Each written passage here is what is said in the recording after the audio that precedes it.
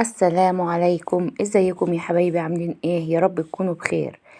ايه اخباركم؟ معاكم سمية من قناة اكلة وفكرة مع سمية. وحشتوني جدا جدا جدا. النهاردة بقى هنعمل البسبوسة الخطيرة المرملة الطرية الحلوة دي بطريقة مميزة جدا. البسبوسة المكرملة بجد تحفة تحفة تحفة. شايفين طرية ومرملة ازاي؟ ولونها خطير ازاي؟ بجد تحفة، والطعم والريحة ما اقولكيش حاجة كده من الاخر. يلا نسمي الله ونصلي على رسول وتدوسوا لايك للفيديو ونبدأ الفيديو. معايا حلة على النار وهحط فيها كوباية سكر. حلة، لازم حلة. هحط عليهم ربع كوباية مية. الناس اللي بتخاف ان الكراميل يتحرق منهم او ما ينفعش معاهم، المية هتساعدك. معلقة عسل جلوكوز. العسل الجلوكوز هو سر نجاح البسبوسة. انا مولعة النار ومش هقلب خالص لغاية ما يبدأ السكر يسيح معايا. المية هتساعدني انه يسيح بسرعة. اول ما يبدأ يسيح كده من الجناب زي ما انتوا شايفين هقلب كده لغاية ما ياخد اللون الذهبي الحلو بتاع الكراميل اللي انا عايزاه.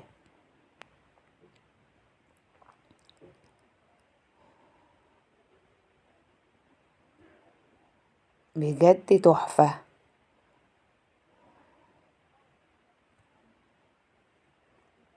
انا ضفت له كمان اهو، بدأ يدي اللون اهو، بدأ يدي اللون اهو. بس انا هضيف له 3/4 كوباية سمنة بلدي. بس للأسف المقطع ده اتحذف، ما تصورش. اول ما هيوصل اللون الذهبي بتاعي انا هضيف له 3/4 كوباية سمنة بلدي.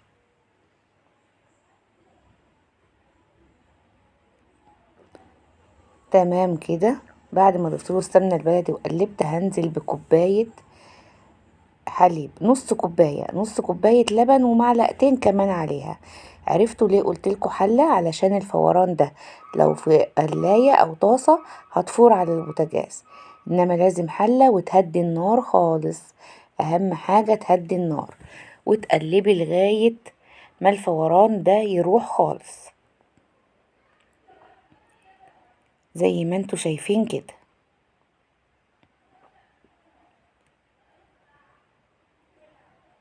كده معايا الخليط بقى جاهز اهو.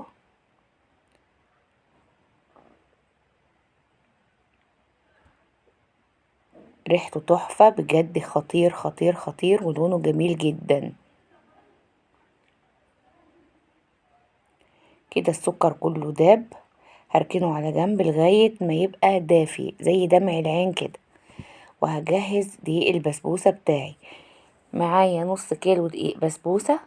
هحط عليه معلقتين جوز هند واقلبهم. اختياري، ممكن تضيفيهم وممكن لا، ممكن تزودي تزودي او تقللي. بعد كده هجيب الخليط بتاعي بعد ما بقى دافي وهنزل بيه كده على دقيق البسبوسة او السميد.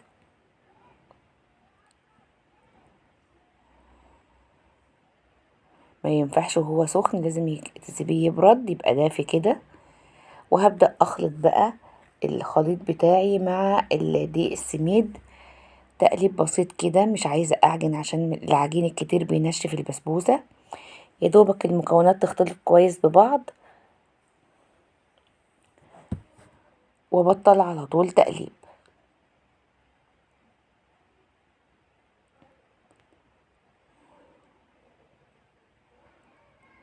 يلا بقى زينوا التعليقات بالصلاة والسلام على الحبيب صلى الله عليه وسلم، وقولولي بتشوفوني من أي بلد. عندي صينية مدهونة بالسمن دهنة كويسة، هنزل بيها بخليط البسبوسة كده. هنزل في قلبها كده في خليط البسبوسة وهبدأ أفرده. ممكن بإيدك وممكن بالاسباتيولا، المهم تسويه كله يبقى سمك واحد.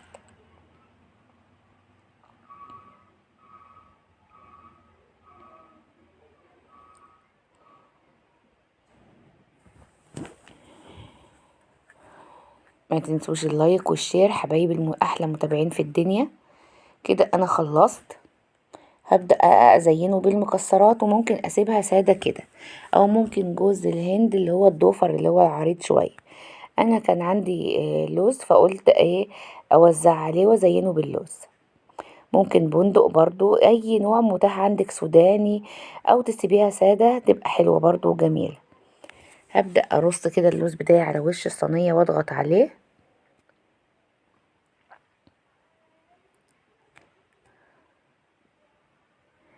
يا ريت تسيبولي تعليقاتكم الجميلة اللي انا بحبها وبفرح بيها جدا. كده حطيت اللوز كله اهو، هدخلها الفرن على درجة حرارة 200، هتاخد تقريبا تلت ساعة. هجهز الشربات وهي في الفرن، معايا كوباية ونص سكر،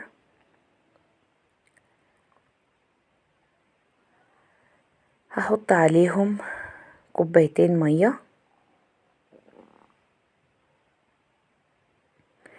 وهحط عليهم فانيليا وعصرة ليمون، وهرفعها على النار لغاية ما تدوب وتغلي معايا. تكون البسبوسة طلعت من الفرن سخنة زي ما انتوا شايفين كده، لونها جميل جدا ومستوية. وهبدأ انزل عليها بالشربات السخن، هي سخنة والشربات سخن، وانزل عليها كده اهو زي ما انتوا شايفين. البخار طالع على الكاميرا فعمل كده، حالا تهدى، حالا البخار يهدى وتبان معاكم البسبوسة. ادام البسبوسة بتشرب الشربات زي ما انتوا شايفين كده، يبقى البسبوسة معاكم ناجحة 100%. هسيبها لغاية ما تبرد خالص، ما ينفعش تقطعيها وهي سخنة، هسيبها لغاية ما تبرد خالص، وهنبدأ نقطعها ونشوف البسبوسة عاملة ازاي. الريحة بجد تحفة تحفة تحفة. كده البسبوسة بردت معايا، ابدأ بقى اقطع كده وهوريكم، هطلع معاكم قطع كده وهوريكم البسبوسة وقوامها. بجد يا جماعة طريقة تحفة، وفي على القناة هنا هتلاقي اكتر من طريقة، دي بس دي دي بالكراميل. انا اسفة.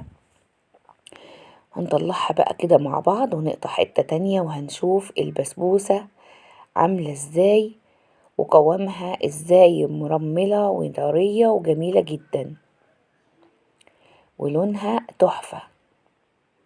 جربوها وهتعجبكم جدا جدا. شايفين؟ بجد يا جماعة تحفة تحفة تحفة، طرية ومرملة وجميلة جميلة جميلة. ما تنسوش بقى اللايك والشير والسبسكرايب وتفعلوا الجرس علشان يوصلكم كل جديد، واشوفكم ان شاء الله في فيديو جديد من قناة أكلة وفكرة مع سمية، في رعاية الله.